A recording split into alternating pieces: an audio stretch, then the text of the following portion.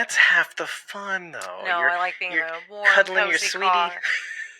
I'm not cuddling my sweetie while we're walking, Dave. How are you managing that? Cuddle and walk at the You same do this time. and you walk really slowly. You don't walk like a New Yorker pushing past tourists in Times Square.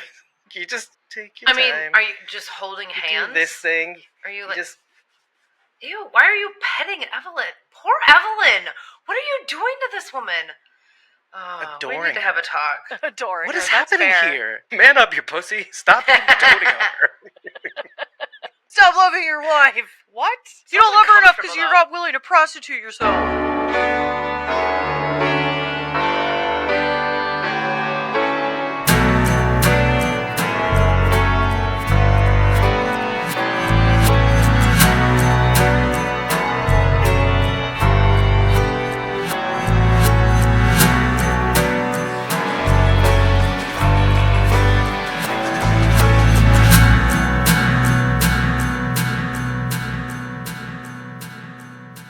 We are Squawking Dead, a podcast pulverizing programs beyond, but including, the Walking Dead universe. Sometimes we give you news, sometimes we make you laugh. Most times we go deep. I'm your host, David Cameo. I'm joined by Cosmom09 Rachel Burt and Bridget, ko-fi.com/punkybrewster. That's PUNKYBRUISETER. And today, because I said including, we're here to talk about a Walking Dead spinoff. Which Walking Dead spinoff? Certainly not this holds up the Ones Who Live t-shirt that he's wearing today. No, it's not the Ones Who Live. That's never coming back. Sorry to disappoint you. It's a one and done. It was great for basically everyone, except for some people, because you can't please everybody. It's The Walking Dead Daryl Dixon Season 2, The Book of Carol, Shamalama Ding Dong, K-Thanks BBQ. Yay. The longest name in human history of a TV show, probably. I think it's a good bet. I know, I feel like I'm beating a dead horse with that. If I don't do it, the terrorists win. Not the terrorists. We redesigned our website. We should remind people that we did that. If you head over to squawkingdead.com, it is nothing like the way it was before. The front page has our latest YouTube uploads for you to click on and enjoy, as well as a Spotify embed that is updated every time a new episode has been uploaded to our podcast feed, which will allow you to both listen and or watch in page, technically. And along with that, we're going to be working on redesigning the merch store at some point. I'm giving up the ghost a little bit on what our ideas are because I don't usually, but today is a sharing day because Dave has not had much sleep, a little less sleep than he usually does, which is pretty little. And so he's sharing with you. Now we're talking in third person. Got weird. The ideas that we have about the merch quick. store. Tons of print on demand, but also possible knit designs. And the possibilities are endless. It's a little overwhelming for now, but the link to our current merch store is still there for you to purchase things. Among them, Squawk of the Dragon design, the Squawking Boys. Well, and we have a handful of designs that we are going to roll out with the release of I've shared in our Discord for those of you who have either tipped us or joined a membership tier on one of the channels, one of the general channels. Cannot wait to show you the finished product.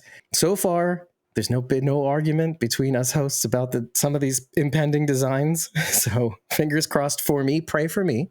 Just me. Don't tag me and I won't argue with you. And you said the words and I said, thank God.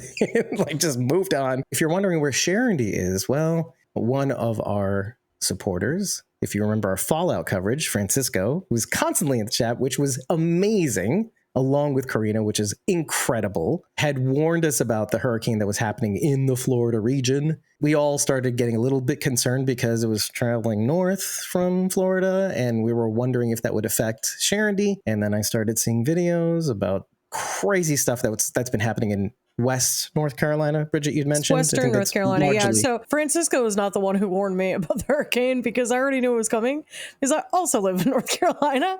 And this was something that was talked about how I found out. A while. Western North Carolina is a very mountainous region for anyone who doesn't know. So flooding is not a likelihood. Often. A little bit of flooding when the snow melts during summer, stuff like that. Not to the degree that they saw it. Georgia was also slammed pretty hard unexpectedly. The storm did kind of take a turn towards the west that wasn't originally anticipated.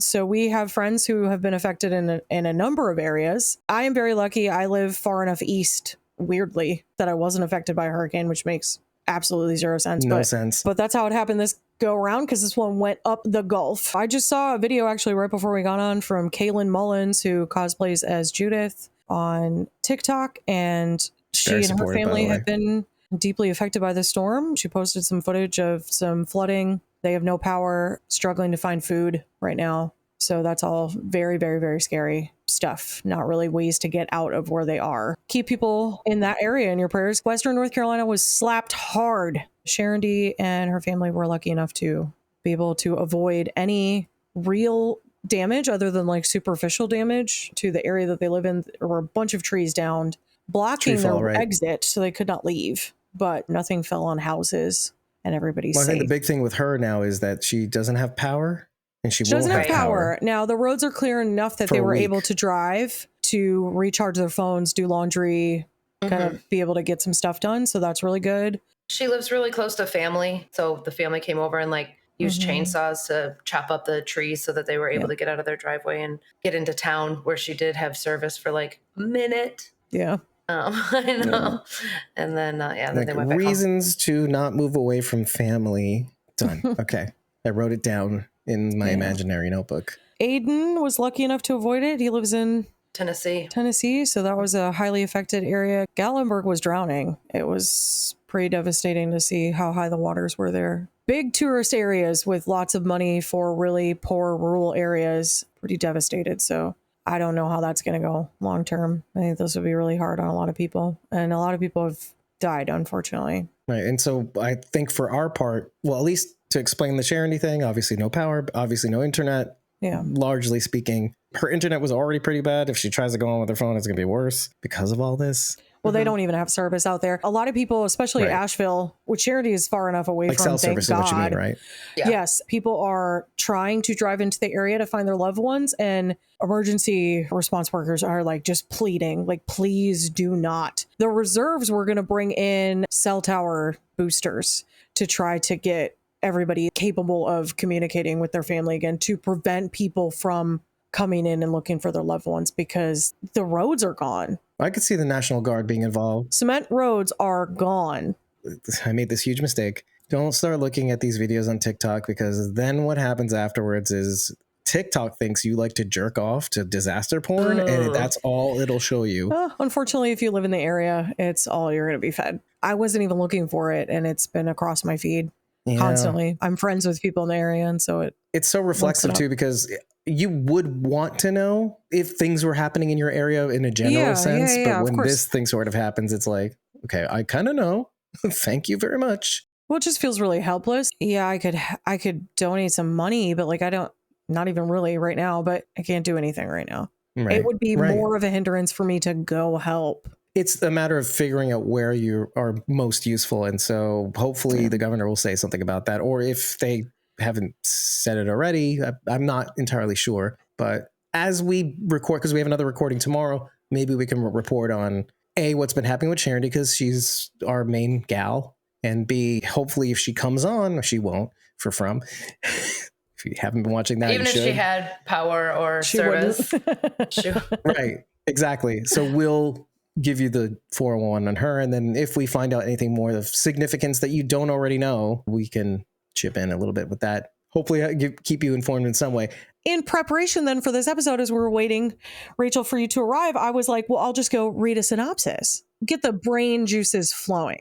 I click on an article written by one Jonathan, and it's spelled Jonathan, if you're looking for him, Jonathan Wilson. Say what you will about that. Published today. Recap: The Walking Dead Daryl Dixon Season 2 Episode 1 raises some worrying questions. Ready, steady, cut. One, I should remind the audience, because let's say you're tuning in on a lark, you're listening to the latest episode to determine whether or not this is the podcast for you. Just know that what we like to do here is not dump truck on the things that you love. We love to talk about the things we love and why we love them. And occasionally we do critique the shows that we love, because sometimes we have to remind each other of that sometimes. In a fun and loving way. Yeah, in a funny way, hopefully. And it's not saying Book of Carol, Shamalama Ding Dong, K Thinks BBQ all the time, because that is only made to suffer my fellow hosts, really not for all of you. Joke, honestly. I know, but I can't stop, won't stop.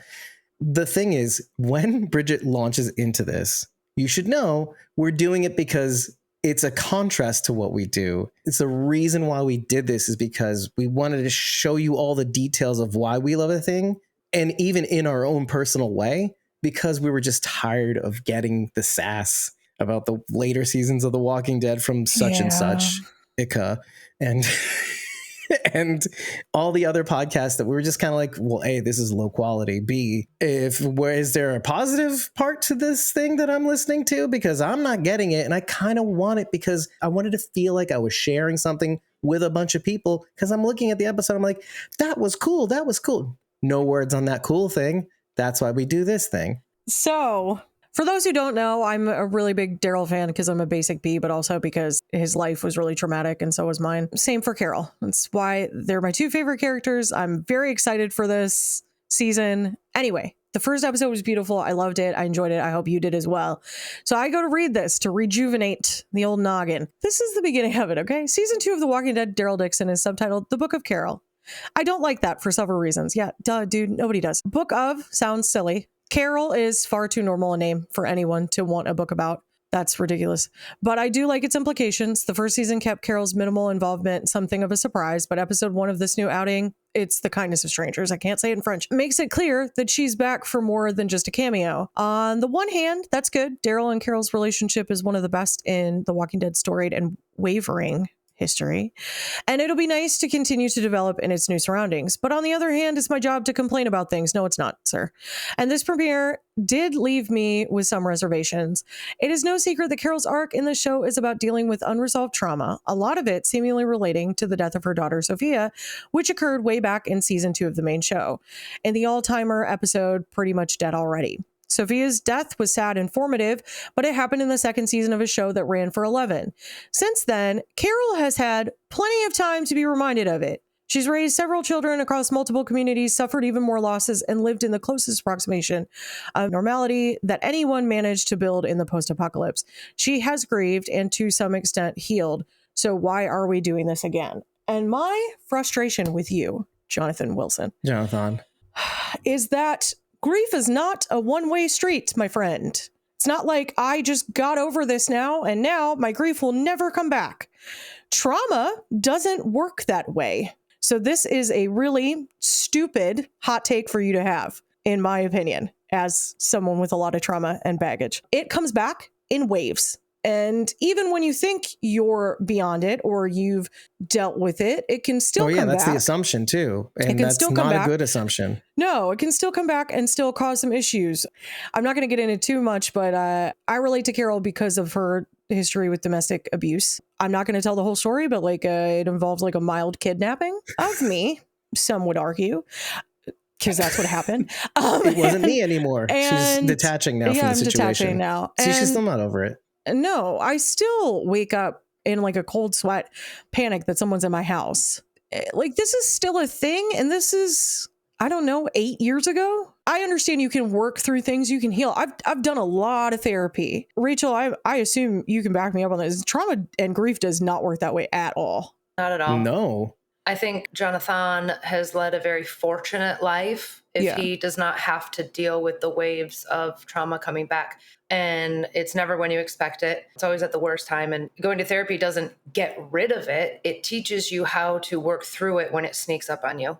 Her grief of losing Sophia, it'll never go away. And I'll never roll my eyes when we see a flashback or a memory of Sophia and Carol's having a moment where she's having a hard time dealing with it. And especially, she's going to feel responsible for it. She feels like it's her fault. And that is going to be a trauma all on its own every single time she thinks about it. It's the internet, dude, so you get to post your opinion and that's Absolutely. Free speech. So go right ahead. But I strongly disagree with it. Behind the scenes, Dave's doing stuff and I'm trying to read through these synopses and I hit this one and I'm just can I just get one that just lays out what happened? Why is everybody's opinions all rolled up?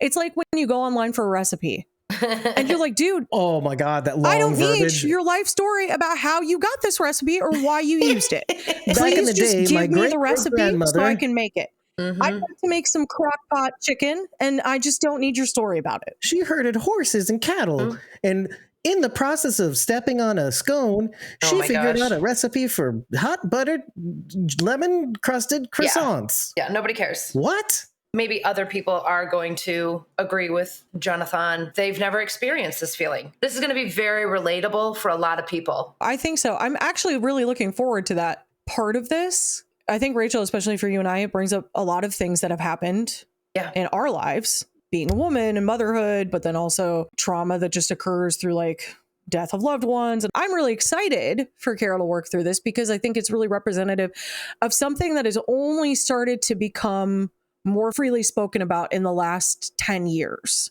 Being a mother, losing a child. I feel like we're all like finally in a place for this to happen.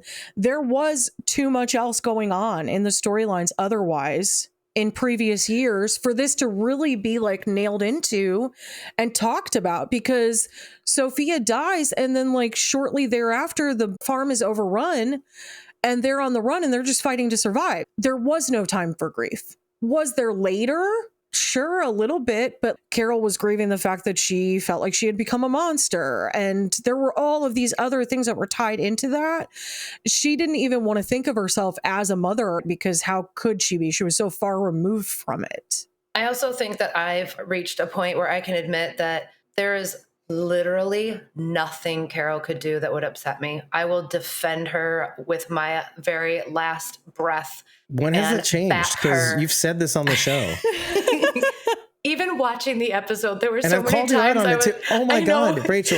There were You don't so remember many- all of season 10 when Yes. we went back and forth about the things that she's done? No, oh my God, it's in clips too. I know you wanted to blame her for so many things, and I'm like, they didn't have to run after her. Carol can do. I needed to pause there. No I was wrong. like- I know. I was going to say something and then I just couldn't. I don't want to rehash it because at the end of the day, I mean, it mostly worked out. I want everybody to know I firmly disagree with that. She can do a lot wrong. It's okay though. I still love her. She's human. I know, Oh, She's a I human said character. that too. but I will defend every bad decision she makes. Well, I'm glad you will because it'll make it easier for me to completely tear you down. Making bad decisions is Go for it. it's a human reality. So I think it just makes her more realistic as a character. Yeah. Well, some of the things. The reason I'm so eager to back her on it is because even when she makes a bad decision, she does it with the correct intentions. Best of intentions. The best intentions. Yes. Even if she makes a bad decision, it's always for a good reason. That helped me when we Yeah. talked about it. But Yes. it calmed me down a bit because what is happening? Just to give you a little bit of context, this is mostly season 10. We were watching week to week and recording You our thoughts just week said to you week. weren't gonna hash this out. No. And then he but- literally is to- like, but let me explain. But wait, listen. I'm about to make a comment that all this stuff couches that comment into that. So Okay. let's put that aside. When it came to the end of The Walking Dead and we heard about an upcoming series, The Walking Dead, the Daryl and Carol series, whatever. And then we finally see it without Carol, obviously. And we see Daryl get a resolution of his own. Mhm. He goes for the thing that he thought he would get. He was looking for Rick up in Maine for some reason. We don't really remember why. He had a gut feeling. I came looking for something. And then he found something else, a new family, a new experience. He got to live life outside of the group that he felt, as much as he loved it, the normalcy of a family, the son grows up and he has to move out of the house. You know, listen, there's a little bit of arrested development with Daryl, but when he goes to France, we see him find something. Laurent mentions it in this episode. Family is when you're with the people you love. It's not necessarily tied to a place. So what I really love, when we started hearing rumblings about season 2 and what it might look like, and when Bridget and I finally saw it at the Tribeca Film Festival, it said all the things I wanted to see, because I kept going doing the inventory of all the characters in The Walking Dead that felt like they got a resolution. And when it came to Carol, I said, one thing is that she really never addressed all the compounding grief and trauma. She always ran away from it. She always had the best of intentions protecting the people that were left, sometimes at the expense of some characters, including Daryl. But then bringing it back, what happened after all of that? She still had to kill the horse for food when they were starving, and then the Commonwealth and all of that, and dealing with the Lance. only time we really got to see her take on head on her life before the apocalypse is when her and Daryl end up at the shelter that she had gone to when she had run away from Ed. That's really the only time that we get to see her kind of focus in on that. Again, it stopped because one, she doesn't really want to deal with it, but two, they're looking for Beth. Beth dies, and then all of a sudden there's like all this other stuff to deal with. She didn't get the opportunity to really focus in on that. Would life have been better had she just stayed away from Ed and that whole thing? Just to address Jonathan for a minute, consider this. I know some people do this, and I'm not going to judge that they do this. They do it because they hope for a life where they can move on and, let's say, have other children. And Carol tried to do that several times. So let's put that out there. Henry even was backhandedly mentioned in this episode, and I'm going to say it and then we're going to move on because it was implied. Because Ash asks her, if I'd asked you to help me look for my child, Avi, would you have helped me? And what was Henry? Someone else's child? Orphaned child too. Yeah. In season 8, Henry gets mixed up with the Savior Remainders at the Hilltop. Not only do they escape, but he is out there somewhere because he either went after them or whatever it was. And then it came down to Morgan and Carol to find him. And what does Morgan do? He starts going clear. They go opposite ways. If there's hope that I can find him alive, then I'm going to find him. Morgan's like, I don't want to struggle and find him just for him to end up dead. These are two people who've lost children. And I loved seeing them go in different ways because of it. And this is the proof that she would do, even though at the time when he asked, I'm like, maybe not this Carol. Maybe not. Because this Carol will do things, the thing with the gate at his place. I'm sorry, I'm bringing up a little bit from the episode. She was more curious about snooping than any possible person that may have been living in that place that he was protecting. He didn't tell her everything. Yeah, I would have been snooping too, though. I get it. So, no, we all wanted her to snoop. But at the same time, nosy. I'm still a human being. And I'm thinking, well, he didn't tell you there's a daughter in there maybe, and there's other people living in that place. What if, having opened the doors, all those walkers went in and just murked them all? I'm trying to like be balanced about the way I treat Carol in some senses because it's important. At the beginning of this episode, what is happening? You think that you left off where the first season ended, but it's really Daryl training Laurent. And what does he do immediately after that training session is over? He doesn't leave the walkers tied up on the hooks because you know that if you leave them long enough, they will go free and then start killing things. He immediately ends them. Better safe than sorry. What does Carol do? Not that. Not this episode. She's like, well, the gate's open. And I know walkers are walking around because the airplane is flying overhead. But you know what? I'm really curious to see what's in that green. Listen, we're all curious to see what's in the greenhouse, but you should know better. Anyway. Well, wait. Did she know that the gate popped open? She knew that the power had gone down, but she saw the greenhouse door open, so she has to assume, and she's seen the keypads everywhere. So when the power goes out, she should know that. Okay, I didn't think about it that way. Like she knew the power had gone out, but like. Let me just kosher all of this up. In my notes, I even say in huge letters, I say it wouldn't have mattered had she snooped or hadn't snooped, because by the time she decided, walkers were already pouring in. Yeah. So it wouldn't have mattered anyway. They were like already there. Yeah. It's done as done. It didn't really matter either way. But it doesn't matter.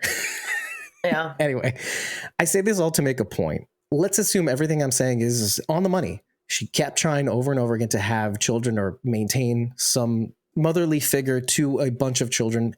And some would say, I'm not saying this, but some would say Daryl is the first one after Sophia that is kind of, I'm not saying it, that he's like a boy and she's the mom to this boy. Oh yeah, I've seen that. I'm not theorized. saying that. Yeah, I've seen that. But for those who think that, okay, you can play with that on your own. But having it fail over and over and over again, it's like hell is repetition. And you're doing it in a world where there's a tremendous amount of suffering and you do not have, it's one of two things. There's no therapy and there ain't nobody got time for that. So when it comes to this point in time where you feel like you got the Commonwealth is kind of all good. Everybody's kind of being taken care of. Well, who wants that silence? Not many of us here. Not many of us can deal with silence to sit in our own thoughts. So imagine Carol. It's that much harder. Dave, one, there is therapy because I don't know if you recall a little show called World Beyond, but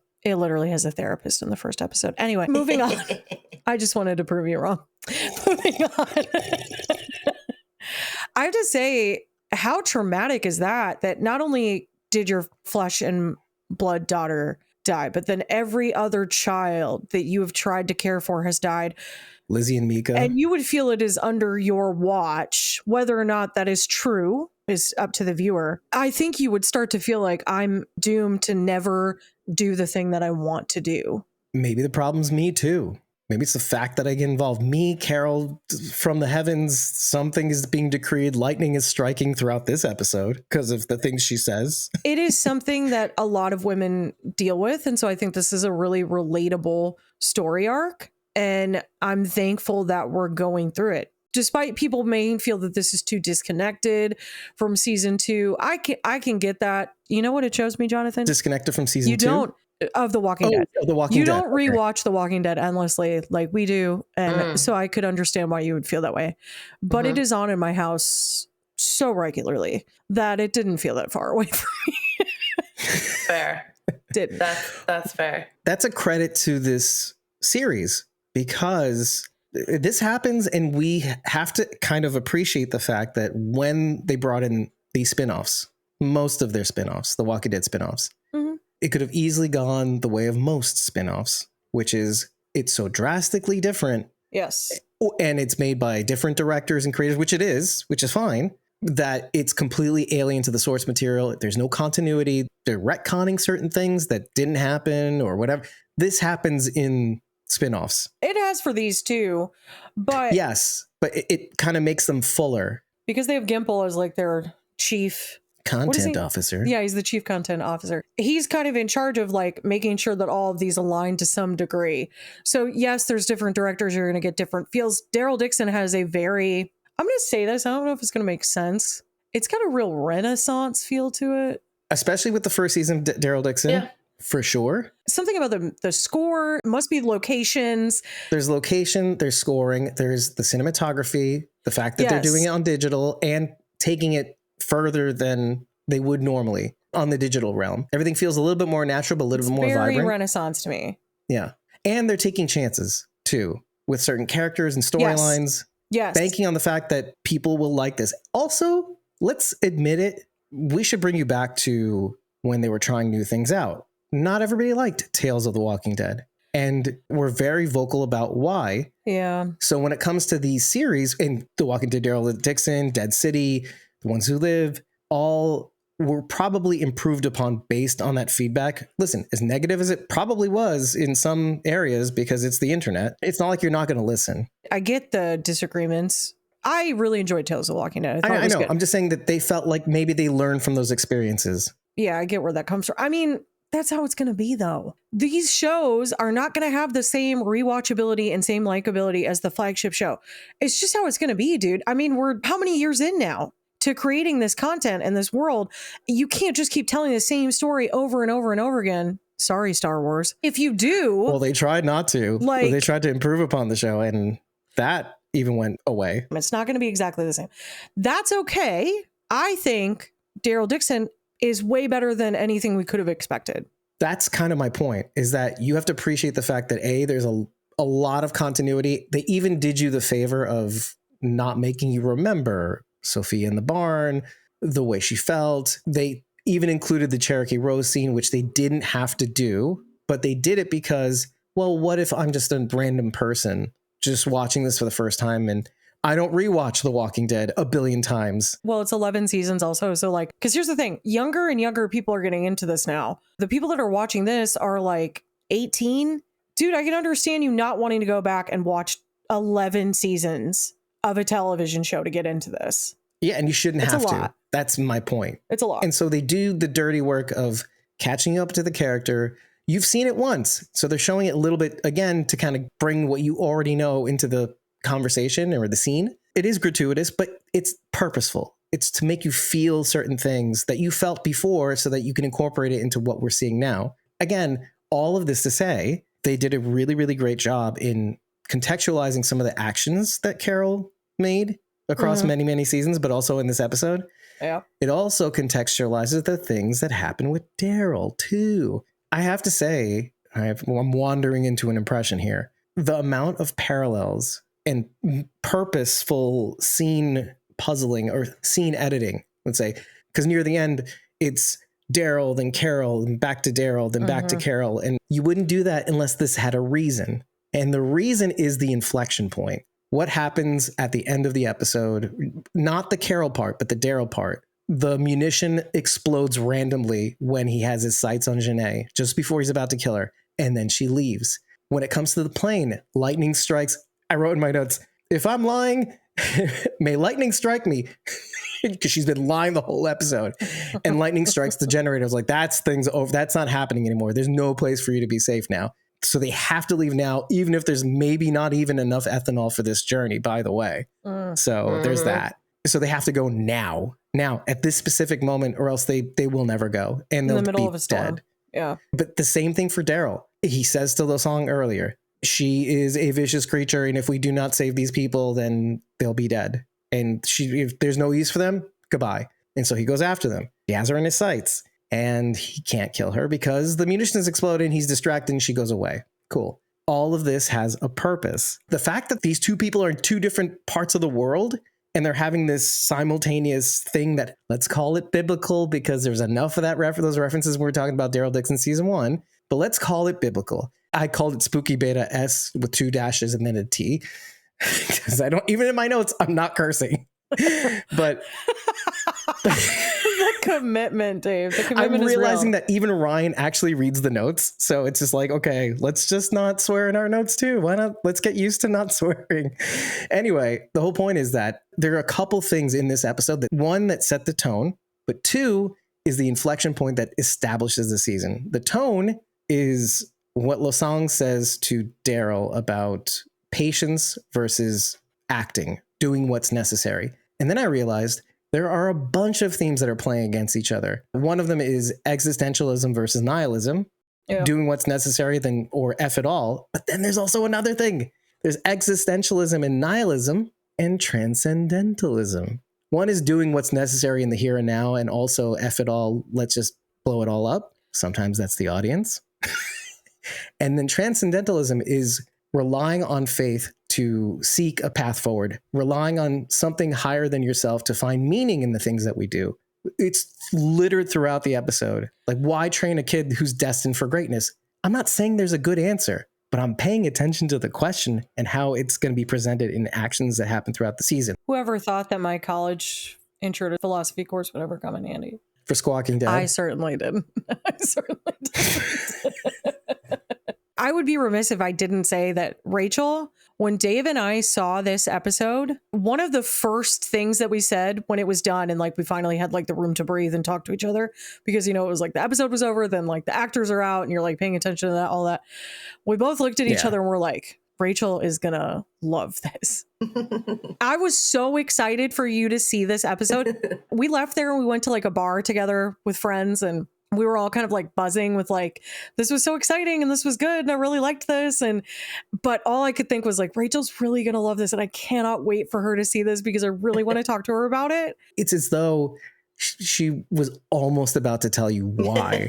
I wanted you to see this so bad. But anyway, no, I can't. I couldn't. You were so close. That felt at times like I couldn't ruin it because there's something about sitting and watching it for yourself the first time, not getting spoiled on anything that's upcoming. You know, like when you just get to sit through it, there's no spoilers at all. I don't know. Some people are into spoilers. I don't really get it. But when you can sit through that for the first time yourself, there's just something so good about it. I don't want to ruin that feeling ever for anybody else. Yeah. No, but it was endearing where you were trying to will it so that somehow she'd watch it, even though that was impossible. Just wanted her to be able to watch it. So that you could talk about it. I know. That is such an endearing feeling to kind of say but not say. The act of willing the universe to get her to see it so that we could talk about it. I know. That's a feeling for you to have, Rachel, that she could talk about it. It was so much fun to watch it from a distance. Well, now here we are. Because you did it and I didn't, so I didn't have to. So on that very note, let's do this. I want to know what Rachel thought about this episode. I'm dying to know. I've been waiting so many months.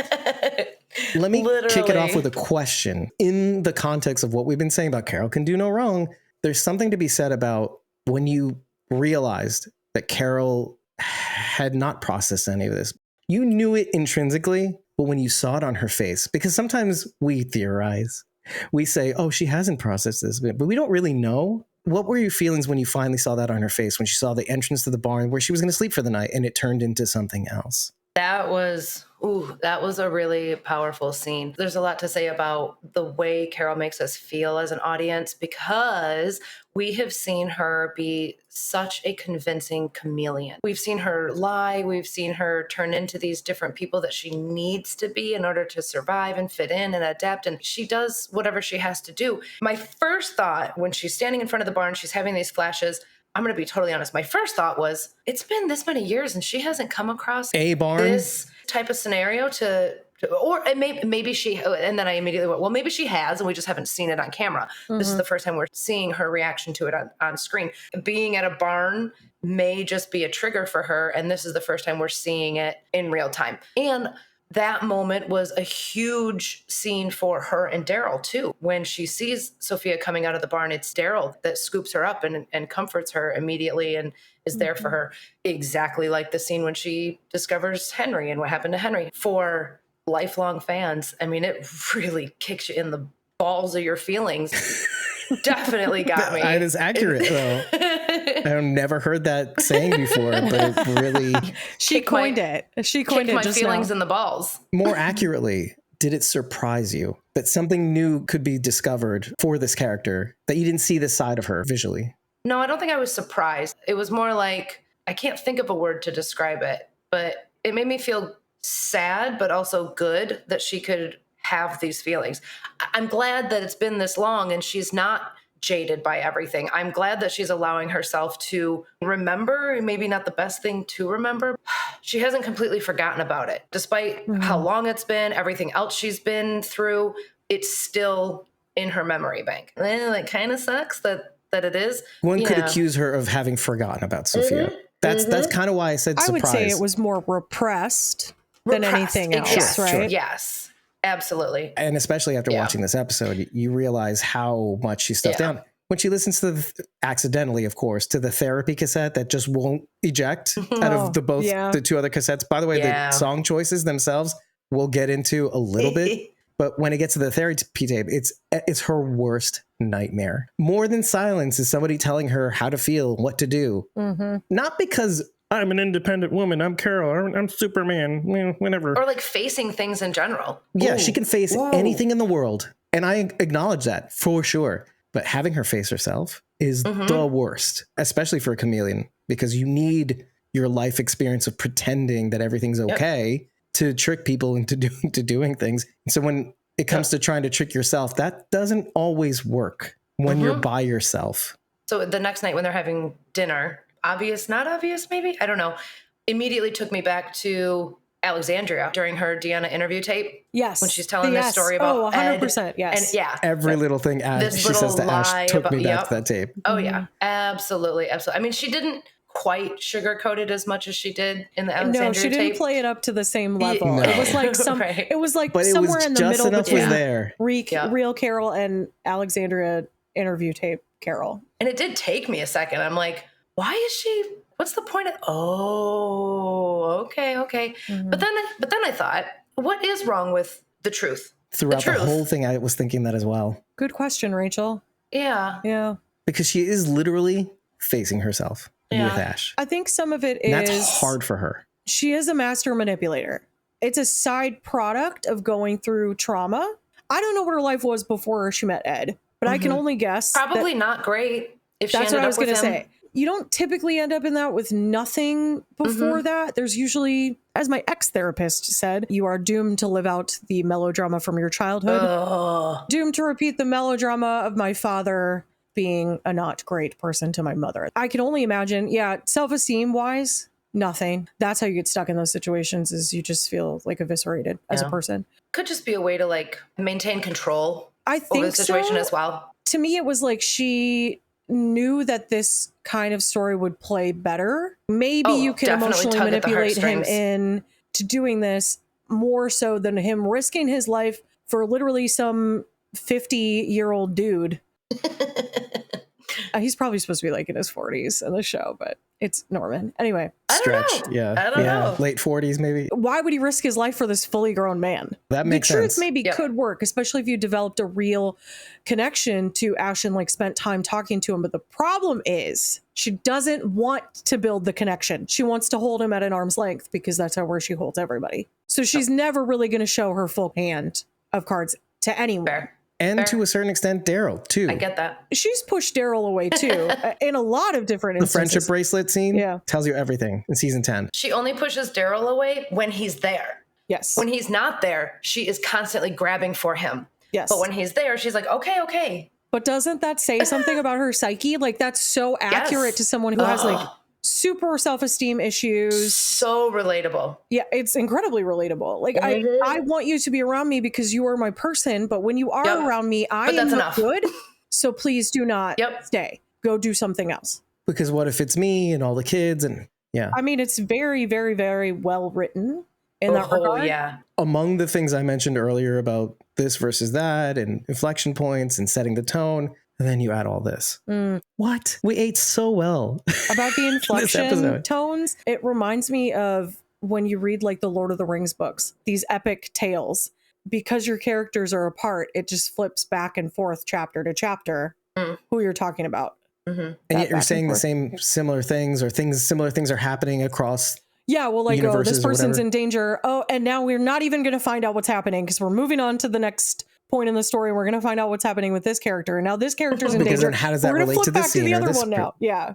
So I wanted to respond to two things that we just mentioned. So you remember what I was saying before the episode started, technically, about things that happened on this podcast Yeah. that I didn't want to subject Rachel to interactions. When you started talking, I started getting a little emotional because I don't want to expose the issues that I had with this podcast to the new people who keep showing up. I want it to be a positive relationship because there are two things going on at play. One, I don't want you to leave me. So there's that. But there's that little part of you that thinks, well, what if it was because I was extra or I wanted certain things. I wanted too much from this other person or something like that. Like, well, I'm not going to repeat that with this one. And as a result, sometimes I don't tell you things. And it's hard because when you really want to get close to that person, you realize, and you are getting closer, and you realize, oh, I hadn't said all of these things that are really deeply personal that they didn't even know about, probably. And now we have to face that. Gradually, we fold it in to the unedited episode recording, but that leads me to the second point, which is what you were saying about being the chameleon and not facing yourself. Well, why be yourself when you can be someone else? You could reinvent the woman you imagined you probably could be had this thing not happened to you. And I was getting emotional then too, because listen, we've been doing this a long time and we've connected to our audience, but we've also connected to the broader fandom.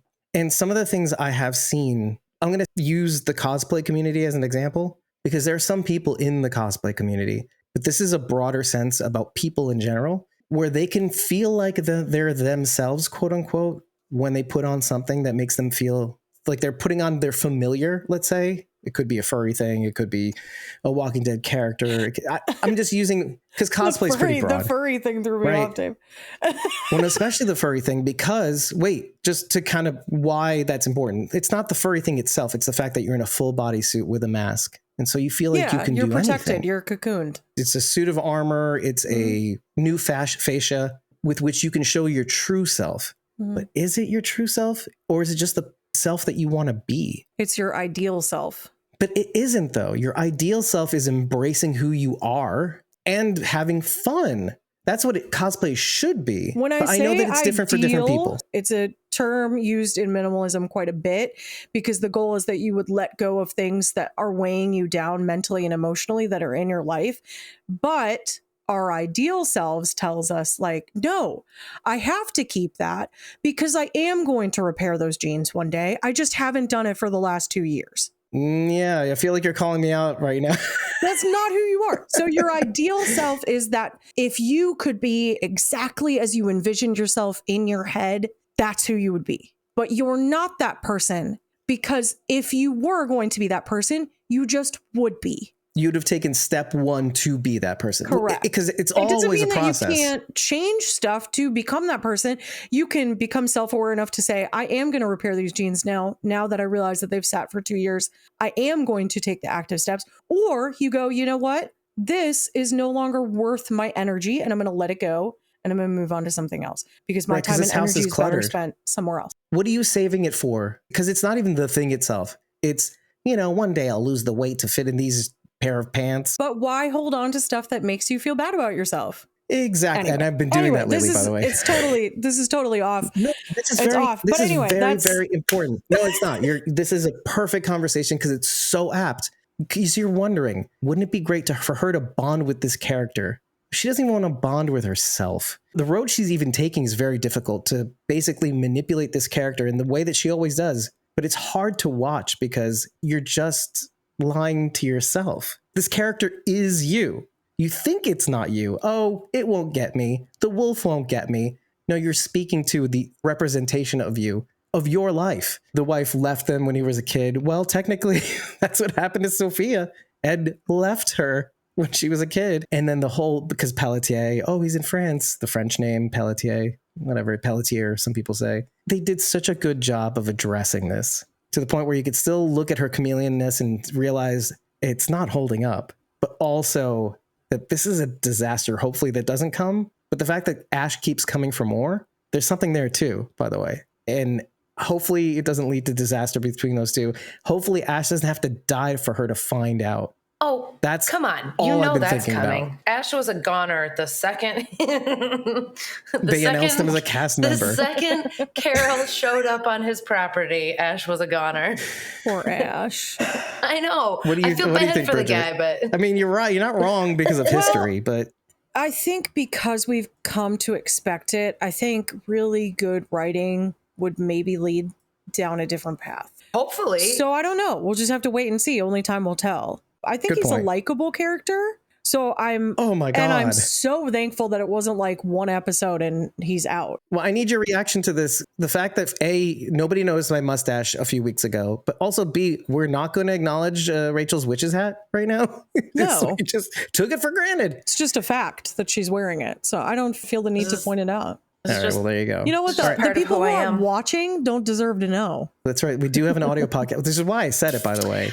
This is why you should watch us instead of only listen. Then you get to see me in all my fun hats. That's right. The iconography slowly disappearing, like Daryl's bike, the crossbow. Same thing was going to happen on The Ones Who Live until all of a sudden Michonne's katana shows up at the end, just like all the happy ending stuff. I like fan service just like the next person, but there's something to be said about if you're gonna have a series that takes something further, like they did with the first season, Daryl Dixon. Well, should he go back if he has now a family here? The fact that question is there. I can't even entertain that question. No, that what I'm saying is there's no good answer. But what I'm saying is the fact that the question is there is already exciting in a weird way where like, okay, we're going somewhere else that we weren't used to. Our haunts are now dead. What I'm saying is that that's life, though. People die. People are injured beyond repair. And sometimes people need to know that life can go on for those people. Sometimes it's great things that happen to you.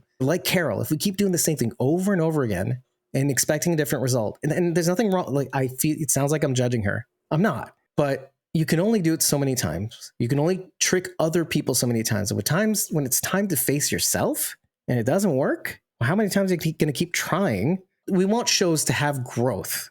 As much as we say we want the same show we loved and fell in love with, we don't, though. We want something new to happen. Otherwise, it's just like, oh, they did it in season 2. They did the Victor Strand thing in the show where the propeller blades destroyed all the walkers.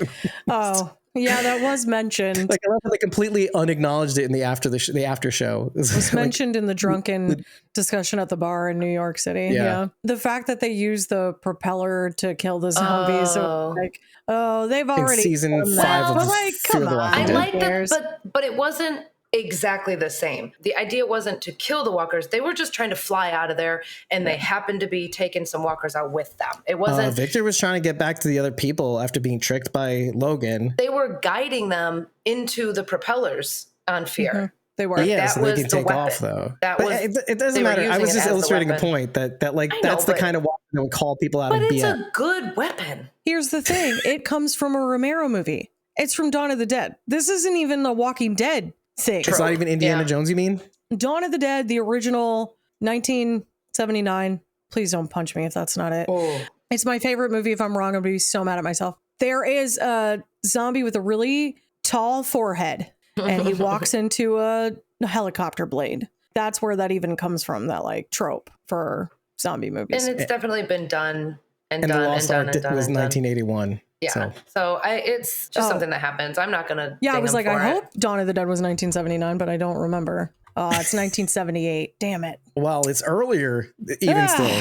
Okay. I'm ashamed. I'm The ashamed of whole myself. point was to compare it to who did it first, Indiana Jones or Dawn of the Dead. Well, wouldn't it be terrible if you got that fact wrong? Oh, they were just copying Indiana Jones. Oh my goodness. No, Nah, bro. No, bro, impossible. No, George Romero did it first. everything's been done someplace. Oh, So yeah. you can try and like do it ever so slightly different, but I like it as like, because to me, it's always a nod to the creators of the past. Nicotero was Tom Savini's protege. His first time working with Savini was on Day of the Dead. I should know this answer and I don't. Yeah, I believe it was Day of the Dead. But anyway, he's going to pay homage to the person he learned from in a couple different ways. And I just think that's always really cool. I like when they nod towards the things that have come before them. Tip of the witch's hat, you know? Yes. We just watched Vincent Price's Last Man on Earth, which is the original movie version of I Am Legend from the short story. I Am Legend and that movie both took some freedoms with the Swings. actual storyline Yeah. because they were turning a short story into a full-length film. But in that movie, his wife comes to the door and shakes the handle. Mm-hmm. And so there's been a lot of that because we watched it last night and Travis was like, do you think that that's where that came from in The Walking Dead? And I was like, well, probably. They've probably tipped their hat at a lot of different things. They were vampires, but to some degree, they were also zombies in that movie. Not what they formerly were is the point.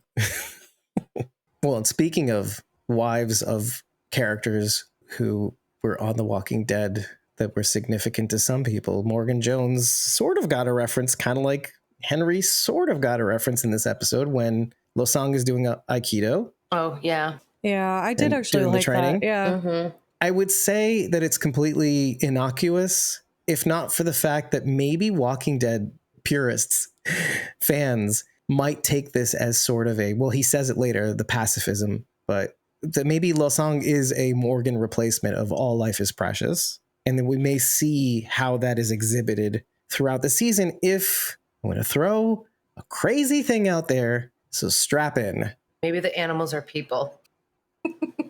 Maybe the moon has pants. I don't want that to replace the moon has pants. It's so good. No, you know what? The front of the shirt says, what if the moon wore pants? And it's like a moon pulling up trousers. And on the back, it says, what if the animals were people? And then it'll be that emoji with the two lines for eyes and flat line for a mouth. Right. Anyway, I'd wear that shirt, actually. I would too. I think you might feel the same way as me about this, that something funky is going on here. The With song is evil, dude. It's like so obvious. Whoa. Let me articulate why. I don't He's think it's evil. Losang per se, though. Easy. So he and Jacinta, or Jacinta, I don't know how to pronounce her name because I don't know where she's from technically. They talk about that Losang and Laurent are ready for the ceremony, whatever that is. You throw that in the air and then now you're like, wait, what is it? What is the ceremony? We talk about the Savior all the time and what is required of the Savior. He needs to be well-read and his humanity intact. Mm-hmm. And Daryl will soil that or whatever stupid thing. they Right, were with talking about. violence Make him or violent evil or something. You know, like the chance of evil sometimes enters through violence, right? Because you're used to sadistic acts and you may perform them on the living. I mean, Let's he's just not throw this out entirely there. wrong. No, but he lives in a new world, so he's like completely 100% wrong. This is like the same beef I had with Aaron and Gracie in the last season of The teaching her, Walking yeah. Dead. But distribution of duties is a real thing and has made humanity more productive. Sure, of If course. everybody did everything, nothing would get done. Yeah, true. Period. People wouldn't invent specialties with which to go into the marketplace and be able to sell their goods, exemplary goods. People wouldn't do things well. When it came to art, when it came to craft, when it came to mechanical stuff, there wouldn't be competition. We wouldn't inspire each other to do better because everybody would be doing everything. This was my argument at the time that nobody agreed with.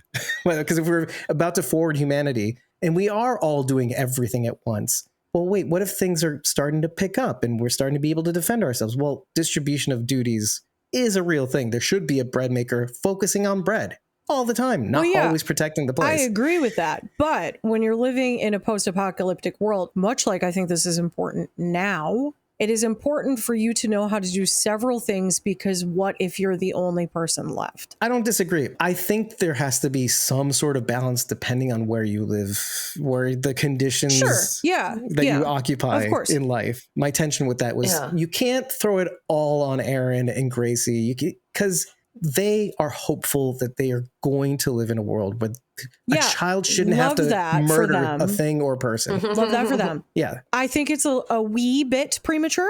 You haven't given yourself enough time. Right. But side note, watching from this season has really helped me hone in on that feeling. Because as much as I want to side with this place is dangerous, it's dangerous.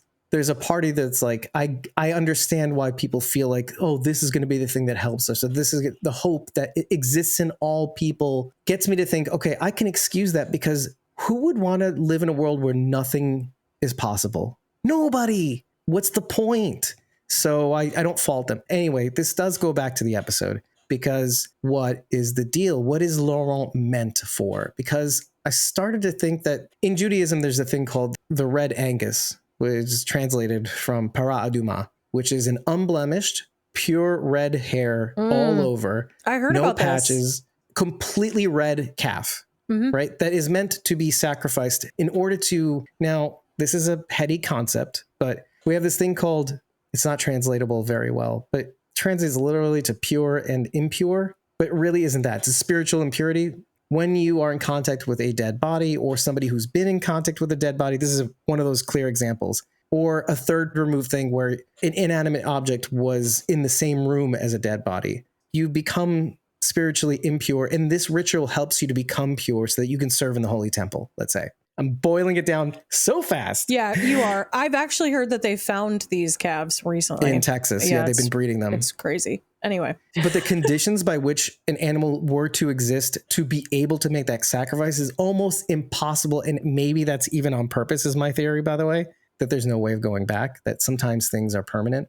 Anyway, all of this to really say, as you take it back to Laurent, he talks about Père Jean. I wish I could live in the world I used to live in, where maybe these walker things were people. And if I just had the fairy tale unicorn dust, well, the thing that I'm meant to do is to bring them back. Laurent kind of says in his own way, I live in the real world. I'm here with my family. I want to live in this world that you introduced me to, that is the real world, where these things will kill you if you don't put them down. Or maybe it's a kindness to actually put them down and then bury them. But he's being exposed to both, and he says, I accept this world that you're presenting to me, Daryl, and I do want to defend myself. So kudos. He's not an Aaron. Or Daryl is what I'm saying. Daryl's not an Aaron. Oh, Daryl's not an Aaron. Well, let's just put it this way. Gracie. I love that we're setting the tone. Let's just put it that way. Because the questions are still there. He's saying the old thing and he's saying the new thing, and he's in the middle somewhere. And Laurent wants him to be this one thing that is not that new thing of him protecting himself and doing violence things. So what is he meant for? I thought maybe, is he like the red calf, trying to breed this enlightened individual only to make a living sacrifice? I don't want to think that. Because even Laurent says, I'm not ready. Do they assume that he's got an immunity? I do not want to go back to this trope. I no longer think that. Okay. I just didn't want it to be, I didn't want I never ever think that it is possible, by the way. And even with that one, I was like, is it? I don't know. Maybe they want us to feel like it's going to be a sacrifice, because I did get the same feeling. And the fact that you and I are both sort of leaning that way makes me think it could be a misdirect. I don't see the benefit to that. If they expect put all him this time in? Devotion makes you do things. Sacrificing him at a certain point, maybe he's at the height of whatever, and now's the time to sacrifice.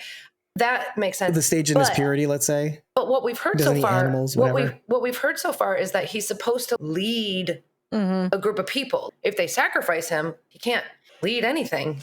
Okay, I'm on board with you. But so let me take a break before we continue this thought, because I did what I just say. Is that the moon wears pants, or is it a thing you kind of thought maybe? The sacrifice? Yeah, the possibility. I think that's like within the realm of reason. Yeah. Because sometimes I have to ask so you don't hate me. No, because Bridget, mostly. No, it's I'm like on board. when you go so far off the rails, and I'm like, dude, what are we even talking about anymore? It's fine to have out there thoughts. It's just like when we get to the point where everybody is just saying weird things, like it's aliens, and also the animals are people, and also this, then I'm like, whoa, bro, like let's just pump the brakes and like maybe just talk about the show, because this has gotten bananas. Well, okay, good. Okay, let's continue that thought, because maybe it's not, like you said, it's a misdirect, most likely, because you're thinking terrible thoughts. Yeah, I'm hoping it's a misdirect. I remember feeling that, which is why I was like, Lasong is evil. That's why,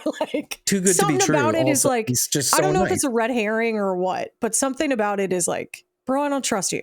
Fishy. I don't trust you. I don't trust you at all. It's like, And maybe that's the misdirect too, by the way. It's like you're trying to like force Daryl out. I don't know. I don't like it. Something about it. See, it's the way like, he said it though. I don't know. It's giving me that like prickle on my back of my neck feeling.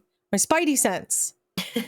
I'm attributing a lot of that behavior to not it being him, but it being us after watching maybe decade and a half of Walking Dead and not being trustworthy of anybody. That is strange, and also acting nice and smiley. Mm-hmm. We're trauma. Yeah, you're gonna eat people. That way. Yeah, exactly. We're going to think the worst about him the second he steps out of the norm that we're used to on this show of people, which we saw in this episode, about trusting the kindness of strangers versus when Carol first goes into the Jones's garage and is like, I'm a friendly chameleon. And then all of a sudden shoots one dude's toe off with foot in it with an arrow, and then does all the, bro, you broke my nose, you bitch. Like Grady, which by the way, I'm so glad he's not dead, because I love that Mainer accent so much that I hope I get to see it again. Actually, I said that in the last season. I'm like, can we see this character again? Because I love that accent. That guy was an ass. Well, I can't even do it, but it's fine. Anyways, but my point is that, again, with all the tensions, this versus that, transcendentalism versus nihilism, doing what's required versus pacifism. There's all these little tensions that are going on. I don't have the right answer, but I love that the question's there.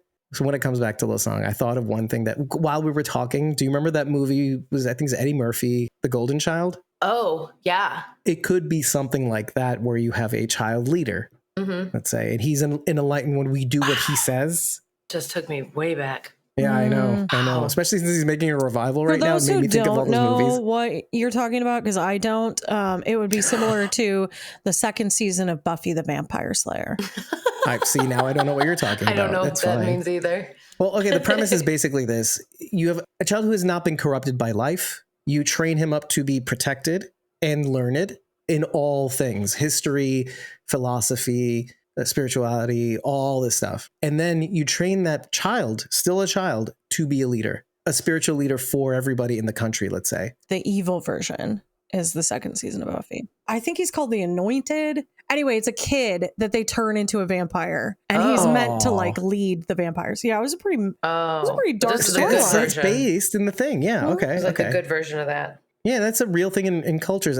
You see it in Game of Thrones. You got, was it Mormont?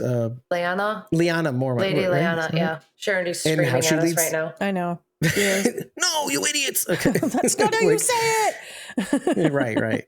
It was Ellie the from The Last of Us. Yeah, exactly. Jinx again. You and I are on one track mind tonight. Same page. It's because Charity isn't here. Are you saying that Charity is the wedge? Charity's ruining our synchronicity.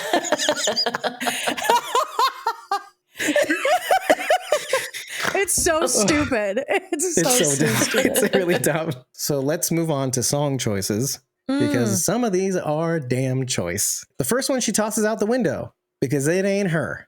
Charlene's I've Never Been to Me. It's basically yet another verse, this versus that appears in this episode. Okay. So it's the pious versus the depraved, and how the song really talks about how some people look at the other side, the grass is greener on the other side, and they say, oh, I spent all my life having traditional values, raising my kids right, and making sure I did everything right. But man, I wish I'd done drugs. Sure. The other person is saying to the other person, you're not missing much. Oh, as the wild party girl, I would say, you're not missing anything. Trust me, I wish I had. Right. This is the premise of the whole song. But then the other side comes the person who's done drugs and goes, I kind of wished I didn't do as many drugs and made so many mistakes and blah, blah, blah. And I had all this fun. And the other person's going, well, I didn't really have fun. Why is this applicable to Carol? And why she toss it out so readily? She didn't have either. Mm-hmm. She tried to do everything right, raise a daughter to live and not be exposed to Ed and all that stuff. And her child died anyway. She tried to save Henry. He died anyway. And that was one where she really worked for a couple of years at least. Raise Henry right, turned 15 or whatever it was, and he dies anyway.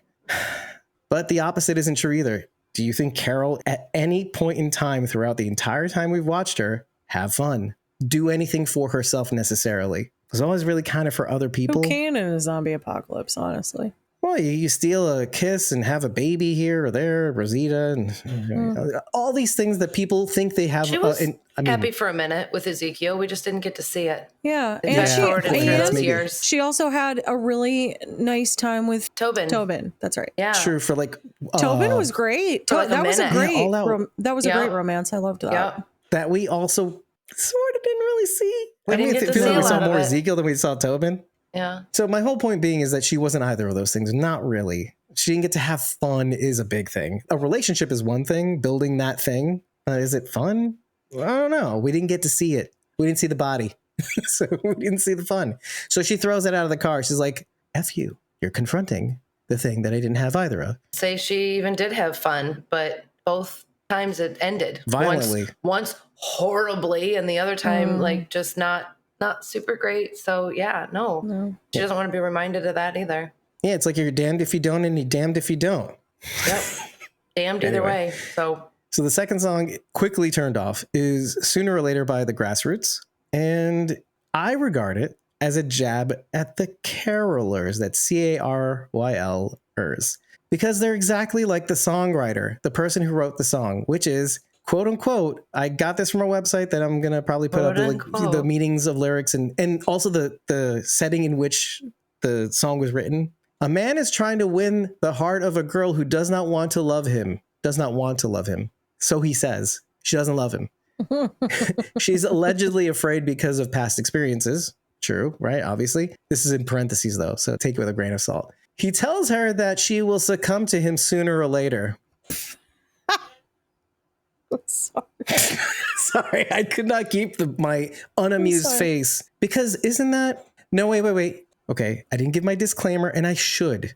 I don't care if you think Daryl or Carol should be together. I really do want your freak flag to fly. I don't think anybody should punish you for it. I don't think people should be mean to you for it.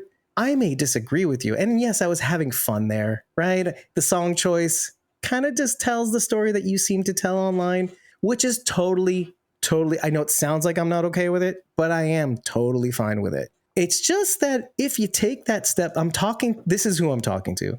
The person who takes it one step further and says, you're stupid, or you should be canceled because you think Daryl and Carol shouldn't be together. I'm like, I don't care either way. The show's just not showing me that. But if you're mean to people about it, well, then this song's for you. And that's why Carol quickly turned it off. Because she's like, I'm just waiting for the show to tell me that I'm with Daryl.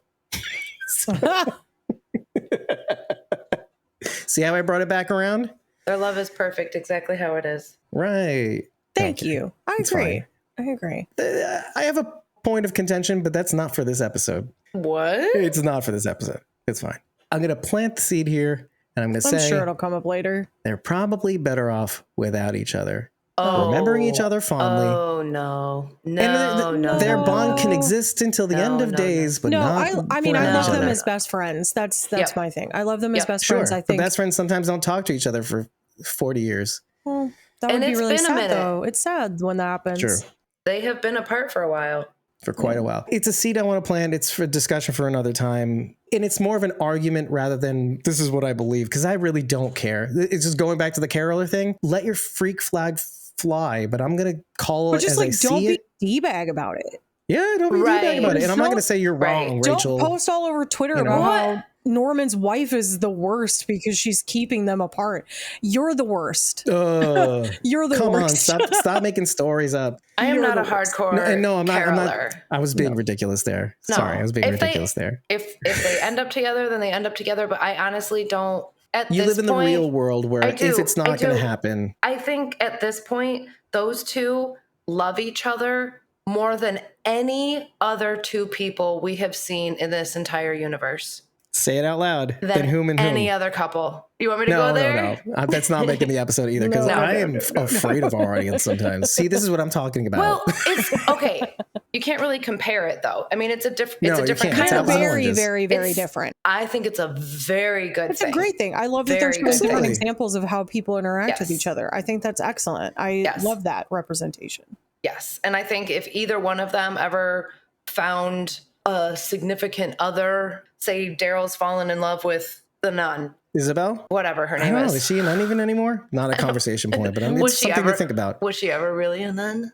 Yeah, I mean, I think we are something, and then I don't know. Maybe we weren't at all, but for that period of time, she thought she was. So I think that's fair. Any relationship they were to have with somebody else would be completely different than what is happening between Carol and Daryl. I think they could, in theory, completely unique, is what you're saying. Yeah, they could spend their entire lives separate from each other, and they will always think about and love the other person. They are going to be forever bonded and love each other forever. But I think they're going to reach a point at which they can't stand each other. I'm just kidding.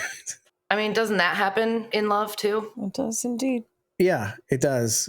You just threw a wrench in my brain just now. Anyway, well, good job. I want you to just think about this because part of what got me excited about seeing this first episode is a lot of things, but among them is possibly re-examining the relationship between Daryl and Carol. First of all, it happened in season 10.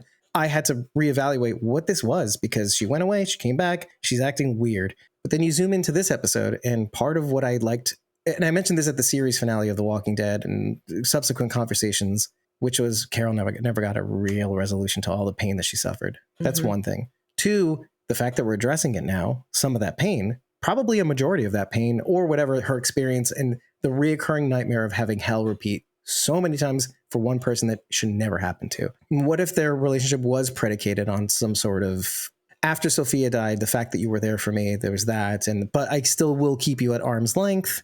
Maybe we're always going to be great friends, but not like normal friends where I can get closer to you. And maybe that relationship was based in trauma. So maybe we have to kind of find a place. I've talked about this before. They are trauma bonded. Because that's not a normal friendship. No, it's closer. It's closer than a normal friendship, I would argue. But that comes from trauma bonding. It has potential to kind of ameliorate, though, because that trauma is no longer present, or we don't want to keep being reminded of the countless traumas that he was there for her to get through. I think you could look at it that way. It was forged in trauma. You could look at it that way, sure. I should also be clear. I don't like this or want this. I think growing up is accepting that trauma happens and welcoming the fact that you've created a bond with somebody through that trauma. Some people would argue that it just becomes you replaying the same things over and over again. And so in order to fully move on, you've got to let that go. There's two sides of that coin. This is very weird that we're talking about this because I just mentioned last week to Rachel that I was reading the Final Girls support group by Grady Hendrix. And it has a lot to do with that concept. By replaying something, is it like the same as a jock who can't look beyond high school? Is it the same? Oh, remembering his glory days, and that defines me. Yes. Yeah, as a person. Can you then not move on? This is kind of what I'm touching on. I would argue that isn't it. I don't know. Maybe that's immaturity or naivety on my end, but I feel what you're feeling. I just want to throw it out there so that we can maybe go back to it later on. If they are going to be touching on that rail that is electrified, because it's a hard thing to touch on and do right, especially when there's lore behind it that showed something. But if you show enough, that's fast, so they're both going to be a little bit different. Another reason to re-examine this. But what I'm saying is, if we start seeing scenes that allow us to look at their history in a different light, that could be super, super fun. I mean, in a sort of podcasty sense where we get to talk about it, but I also mean fun in a narrative sense where wow, these characters are so rich now because I got this scene that shows this relationship in a completely different way than I thought it was before. Because you walk in like Rachel. And Rachel is my avatar for their relationship. It's unique. It is one of those relationships where you walk away and you think of them fondly, and you could come back and like, I got a friendship bracelet. Oh, it's a double acorn, whatever. But what I'm saying is, and then you can walk away and then come back and you still continue that conversation, as funny as it is. And that's that. Because part of growth is sometimes having to break certain things in order to mend yourself. When some things break, they can't be repaired. I'm not saying friendships, I'm saying things that happen in your life. Mm-hmm. Because sometimes you have to think about yourself and what you need to break or you need to go through in order to fix yourself. And maybe there are consequences. Can you imagine being in Alcoholics Anonymous and you have a real strong kinship with the people that you're sharing your stories with? But can you imagine taking them outside of that group and trying to be friends with them in the real world, quote unquote, I'm using, because it doesn't often happen. Sometimes you need these friends for this thing, and they're just, let's say they're even more valuable than your normal friends, right, in your waking life. But sometimes there's just too much closeness and you're all sharing in this individual trauma, but that you're bonding over, that it's hard to do normal things with those friends. Does that make sense what I'm saying? They don't super encourage that in like AA or NA or any of those groups because of that. Picture in your mind if that was impossible, is what I'm saying. Yeah. I don't want to think about this either, Rachel. I think it just depends on your level of maturity as a person. Kind of like everything, though. We're imperfect beings. So it's not, I mean, sometimes we do things to guard ourselves from making mistakes, or we keep certain elements away from us because to have them in too many arenas or to have them too frequently in our lives complicates it, makes it messy. I don't know, Dave, because for me, and this I don't know either. I'm just this is part of the reason, like I bonded with this show as a person actively living in a domestic abuse situation. I rewatched the show many, many times, but the time where I like really got invested is before I met you guys, like the 2 years before that, is because I went through a really hard thing in my health. And now the person I am is like, because I have been near death, I don't guard myself like I used to, because I just don't care anymore what other people think about me, because I realize that I have such limited time here on this earth. You have to think they're living that constantly. So I just don't know that those same rules apply. That would be my opinion. And that's another versus, because we talked about existentialism, nihilism versus transcendentalism. The thing about the verses is not to find the answer, to land on a side. The point is that they just exist and we have to play with them.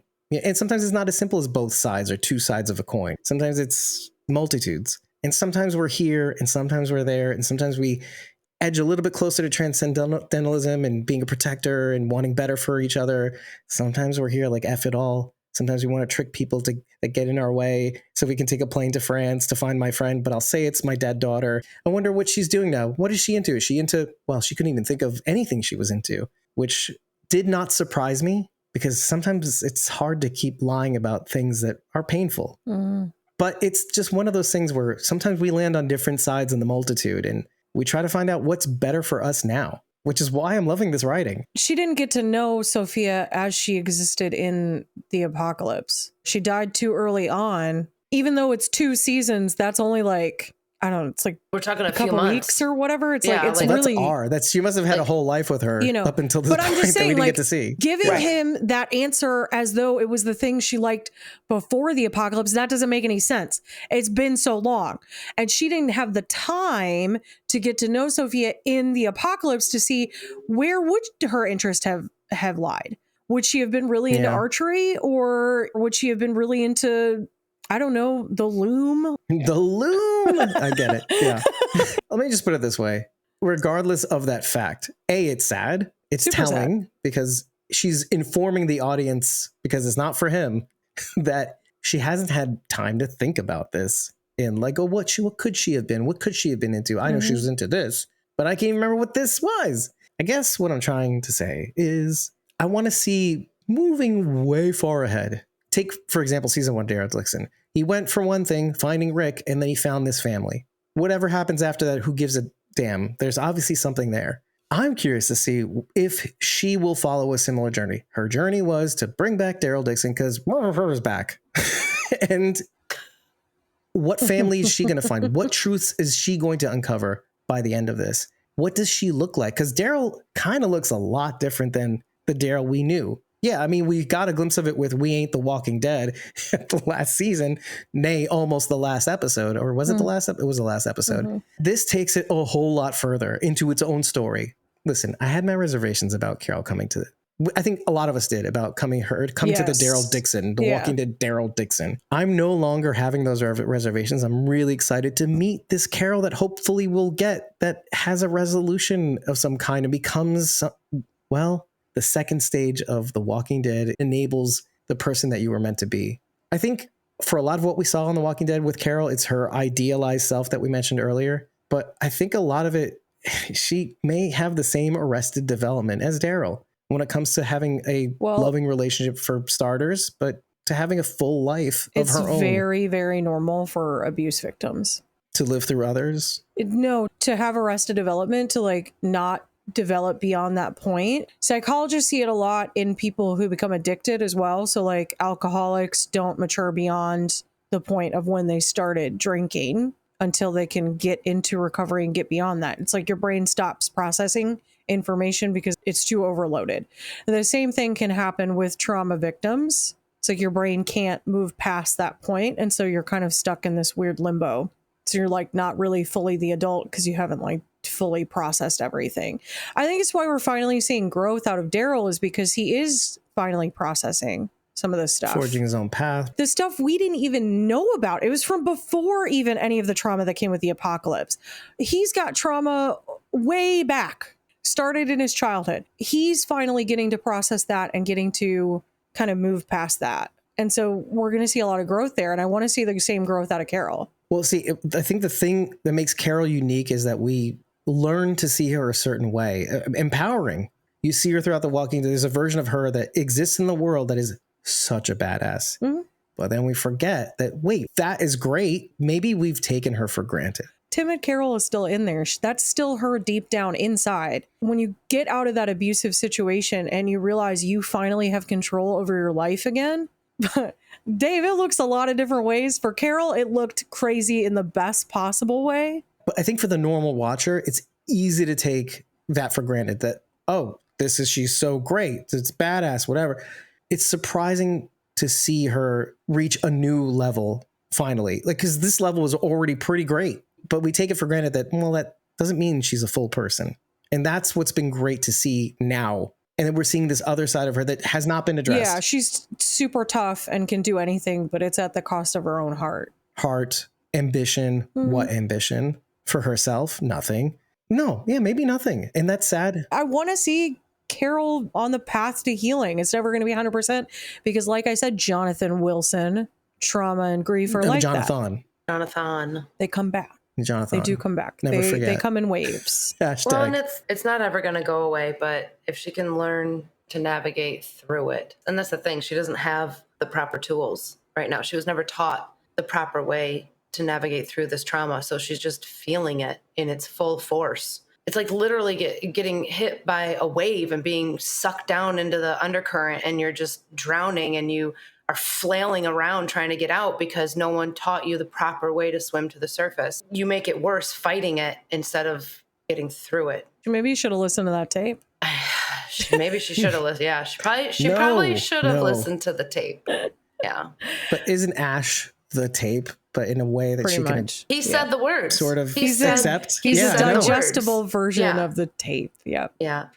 And she had to go through this experience with him in order for her to accept what he was saying. Absolutely. And we know that Ash is going through the same thing she is. Hopefully he will have the tools and can teach her the way to get through these trauma waves when they hit her and knock her over. Well, there's an aspect of this conversation that we sort of have to address because there's the other side of this. Some people take satisfaction from seeing Carol fall. What? Because probably... Who are these monsters? It's not their fault.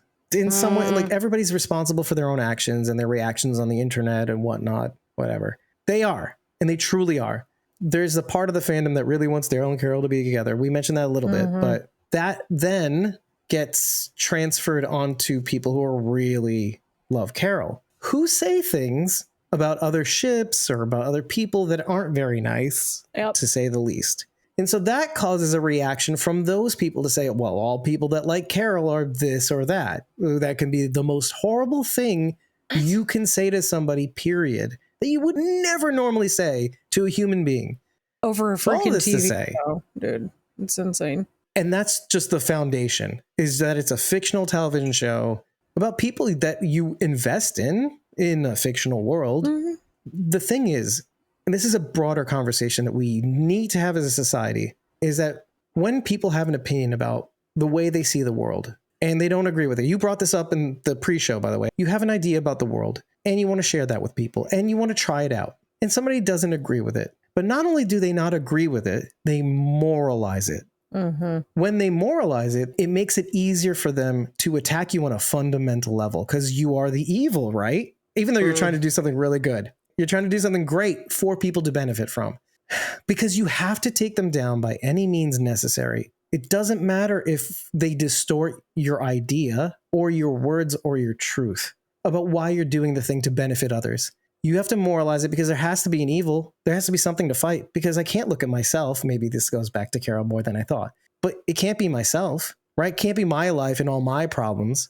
You have to moralize it because we have to point the finger for all the S that we get from other people for whatever the reason that we seem to, for some reason, take to heart when they're absolute nobodies out there. Sometimes there's somebodies in your life, but it's not you that they're angry with. They're angry with the world, and they're moralizing your opinions for other people to join in the pylon against you because we have to fight the evil. Why can't we just have opinions and agree to disagree? Why can't we talk to each other respectfully? Why can't we just get together on the thing that we're supposed to love? This is the easiest thing to get together on, and maybe agree with some pieces and say, well, I don't really believe that, but I like that you do.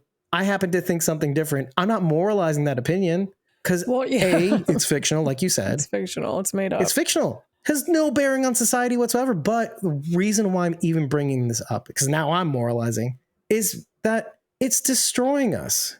Period. It's destroying us. It's invading every single, because this is the easy thing, but it's invading every single conversation, be it political, religious versus not religious, nihilism versus existentialism, both those things versus transcendentalism, violence and what's necessary versus pacifism. These are approaches you can take, some from column A, some from column B if you're a smart person, right? Because you should be good at some things, not everything, but some things. Or you can specialize and that's all you do, like podcasting, bitch. What I'm trying to say is, to be a perfect person is impossible. To be a whole person is impossible. But life is hard enough, okay? And it's hard not just for you, and I don't blame you, because the pandemic was rough. We all got stuck in our K-hole / Fox. Sorry, let me just because I K-hole. That's no with K-hole. That's not what you're looking ketamine. And I've never taken ketamine, but I hear it's very therapeutic. Anyway, we're all stuck in our foxhole in the pandemic. We focused inward. We thought about ourselves and, oh, woe is me. And we were all stuck with our own thoughts. And then we started moralizing. We started pointing the finger at certain things and people because we couldn't stand being with ourselves long enough to solve our own problems. Everything was everybody else's fault. We all turned into narcissists because it was all about us. And we also turned into neurotics. We blamed everything on everybody else because it was them that trapped me in here with my thoughts, Carol. Meanwhile, I was just playing Animal Crossing. I was one of those people. We all could have used a lot more Animal Crossing during the pandemic. It was really therapeutic. All I'm going to say about that. I feel like more people really should have participated because it was an extremely therapeutic experience. And community building too. Like well, should I have grown more crops here? So whether you agree or disagree, let's just stop pointing the finger at each other. Let's stop moralizing each other's opinions. And let's just, like this podcast, see the value in the input. Just let everyone have an opinion. And if it's not yours, just say, that's great for you. And you could just say, oh, isn't that so nice that we live in a country where everyone can express their own opinions without fear of death? Isn't that great? Force. Yeah. Opinions are like buttholes. We've all got one. It's true. I grew up with my mom saying that. It's like the weirdest thing that my mom said, but she said that constantly. That being said, yes, don't moralize everybody's opinions, but also, if you've got the time, try to see the value in the opinions that you don't agree with, because maybe you can get something out of it. Mm-hmm. This is not required, but it'd be great if you did. Think about that. And when you're ready, head over to ratethispodcast.com/squawkingdead. 5 stars on a biplane is all we need to know that you love us. But tell us what you liked. Tell us what you didn't like. Tell us what we might have missed. Because there definitely is. There's only so much time. But remember to tell us after every episode. It's really important that you do, because when you do, it raises our profile and other people can get to hear the thing that you love. For some reason, you got here with me speaking these words for a reason. But if you really like what we're doing, consider tipping us on Ko-fi, and you'll already get access to our Discord forever, as well as 30 days of our unedited episode recordings, as well as our pre-squawk insights. That's my notes. It's my madness, and I expose you to it. And oddly enough, some people are actually reading them. They're not saying anything about it, which makes me a little worried. But regardless, I guess they're enjoying it silently, judging me silently.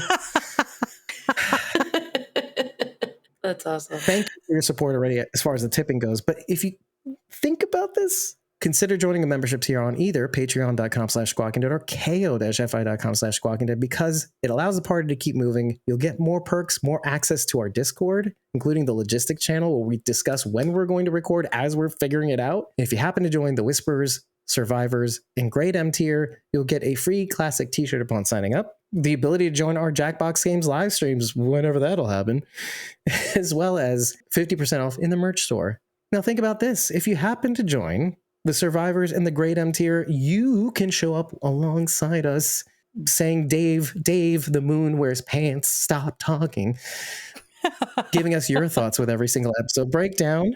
And if you happen to join the Grade M tier, the greatest tier besides us, because we're better than that, you will get access to not only your Discord and all the things that we said before, plus things I probably didn't mention, but you can read them yourself.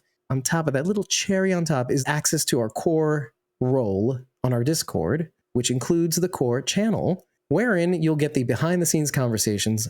You'll be a part of the Zoom discussions where we discuss budget meetings, the real deal planning developments, whether we're going to go to this or that con, where we're going to get the money from. Oh, we don't have enough money. We can't go.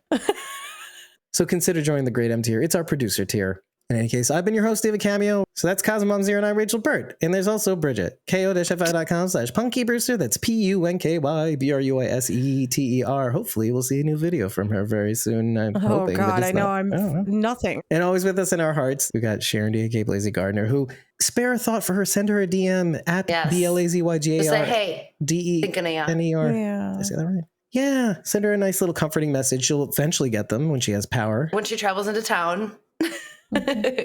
She'll be charges bombarded her phone with in love. her car. Mm-hmm. Exactly. Take care, everybody. I am loving what I'm seeing, and I cannot wait to see more, even though I think there's only 6 episodes of the season. So really? Either way, it's never enough Daryl and Carol. Should be 10. Or the Walking Dead universe. It should be more than 10. Let's get a 16 episode season, goddammit. So when we were in the Tribeca Film Festival and when it was during the Q&A, we found out, which then everybody disagreed with me at the bar later, saying that that's not what they heard or they didn't remember this being said. That Sophia scene was refilmed, my friends. That's not Madison. Mm-hmm. That's a lookalike.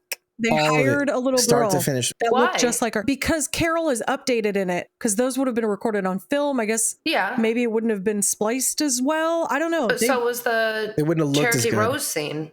That was on film too. The problem is that they wanted to show the modern Carol, today's Carol, in that scene, and they couldn't do it properly because of the footage, and it would not have mapped on properly. So they opted to reshoot it. She looks a lot younger and But it's convincing enough that it became an argument at the bar afterwards. Tom is like texting Madison Lintz's mom about it. And they're like, I didn't know anything about this. She didn't get paid or whatever. And then I was like, well, they dude, didn't show her face. They said it wasn't her. I did notice in that scene that Sophia was looking away or like did this movement or like they did not focus on her face at all. I thought it was more about Carol not wanting to remember her face. I thought it was a choice. Yeah, that may have been a part of that decision. Well, and part of the fun of the original one was that walkers don't really react to light anymore, at least. But in the beginning, they had all this.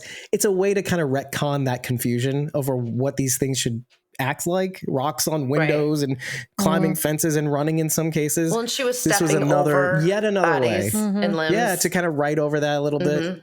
That maybe we saw things differently in our minds when we experienced them. And that's what we saw as an audience. Because variants no longer exist, except when you pump them full of this weird drug. Bye, everybody. We'll see you next week. Can't wait to talk about it. Can't wait to talk about From tomorrow. Yeah. Join those discussions. It's going to get emotional up in this bitch. Because we take them when we go. Oh. I got really sad.